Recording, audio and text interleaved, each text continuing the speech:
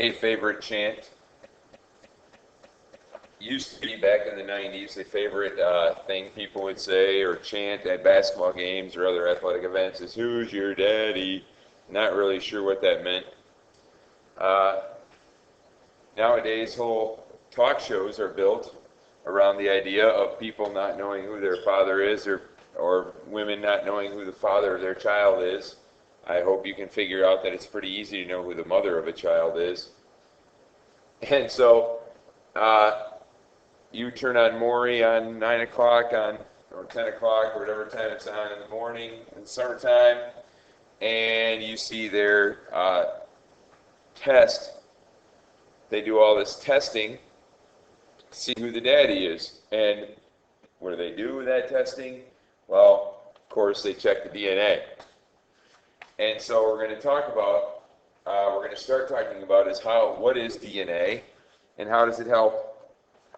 How would you be able to determine who a dad is based on DNA? And that's where we're actually going to get to.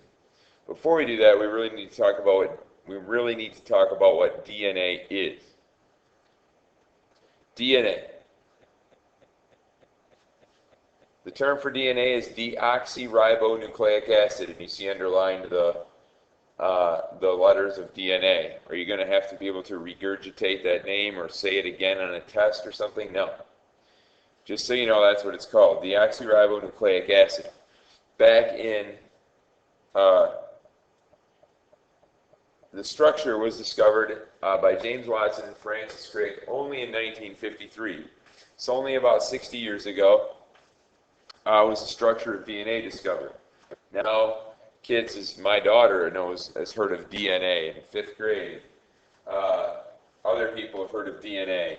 So, DNA is pretty common now, but in the 1950s, nobody even knew about it. When my parents were in your age, they didn't know what DNA was yet. Nobody did. There is some idea of DNA. There is this stuff in your cells that led to your genes, but it wasn't until 1953 when these two guys discovered the structure that we knew about it. And now we know that DNA is actually the code for all of your traits.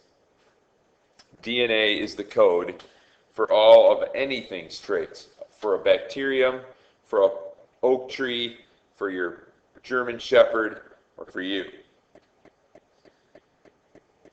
Chromosomes are made of DNA. So what is the structure? Well, because review now, this is from, a couple months ago, we talked about organic compounds.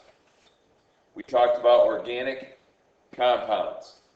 And we had carbohydrates, we had lipids or fats, we had proteins, and we had nucleic acids. Nucleic acids. DNA is one.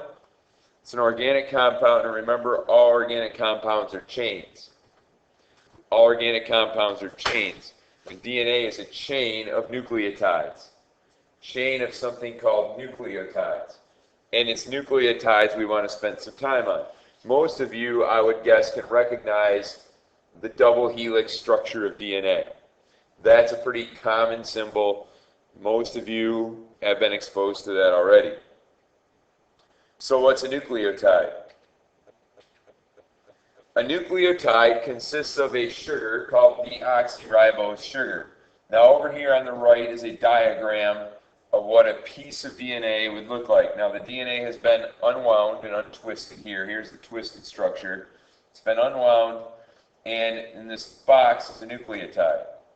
There's a sugar molecule drawn as a pentagon attached to a molecule of phosphate. Phosphate is a inorganic compound, PO4, and it's hooked on. The phosphate is used to hook the sugars together. Okay, so these sugar molecules are hooked together by this little phosphate. And on the other side is something called a nitrogen base. Right down the middle are the nitrogen bases, or from now on we'll refer to those as just bases. There are 4 different kinds of nucleotide because there are 4 different kinds of nitrogen bases. It really doesn't have, the sugar and the phosphate are the same all the time. Made of exactly the same thing all the time. Continue. Here's another diagram. DNA is shaped like a ladder. The sugar and the phosphate make up the sides of the ladder. D stands for deoxyribose. In the previous slide it said S there. Phosphates hook the sugars together, and then the sugars hold the rungs. The rungs are the nitrogen bases. The rungs are the nitrogen bases. And then DNA is twisted up so it can fit inside of your cells. It's then twisted up so it can fit inside of your cells. We'll be taking a look at the structure a little bit later. Let's talk about the nitrogen bases.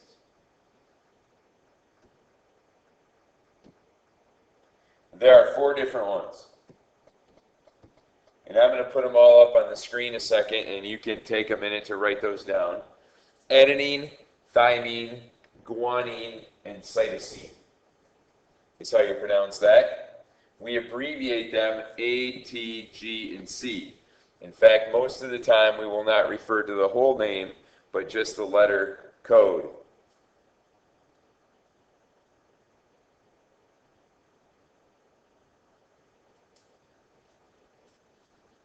Now, as you're watching this, what I want you to think about is there's a pattern. If I'm going to scroll back a couple slides, and I want you to take a minute and think about what the pattern is that you see here. And if you just jot it down a minute, that's fine too. I'm going to scroll back to the last 2 slides. And I want you to take a look at the nitrogen bases in the middle. Let me erase the ink on this slide a second so you can see it better. Take a look at the nitrogen bases in the middle of each of these and see if you notice a pattern. Here's the first one. Here's the second one.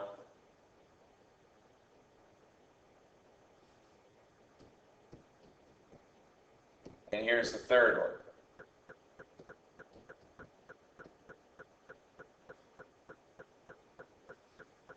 Those nitrogen bases form the genetic code. Okay, but the pattern is the important thing here. They always, A will only pair up with T, and G will only pair up with C. This is really, really important. We're going to talk about this next time. Actually, we're going to talk about it in a minute here. When we talk about DNA, because, we'll talk about why it's so important. But A only pairs with T, and G only pairs with C. Very important concept in this idea. Because, now let's come back to this a minute and talk about if this is the genetic code.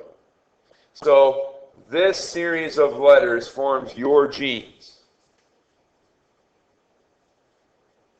And DNA is in every cell in your body. That means every time that you make a new cell, you have to make a new DNA. One more time. Every time I make a new cell, I have to make this sequence. And I have to make it exactly, because the DNA, if it's my genes, I need to make sure I get this copied exactly. That copying is called replication.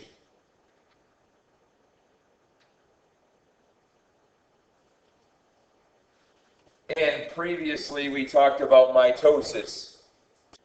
Mitosis is cell division.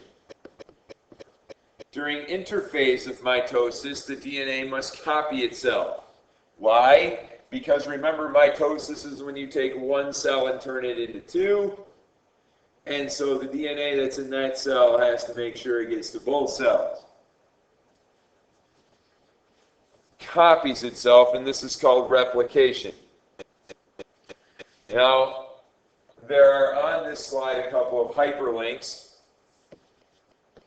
I highly recommend that you, when you're done watching this, open the notes in Moodle and then take a look at these hyperlinks. Okay, they don't show up very well. If I click them on here, it's very blurry, so I don't want to show it in the movie part. But essentially, here's a strand of DNA.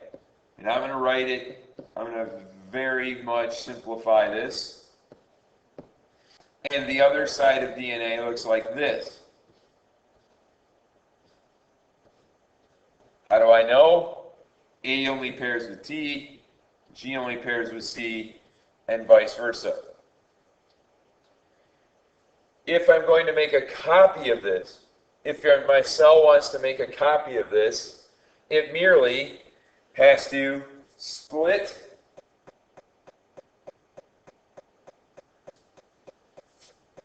this open. I'm going to erase this to show you this.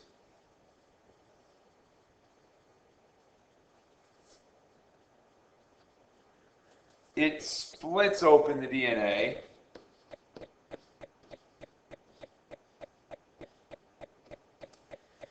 And I'm going to draw this in a different color.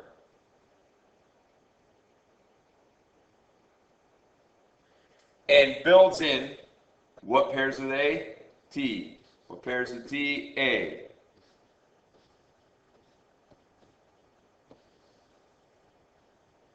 And does the same thing over here. We'll look at this in a little bit more detail in class.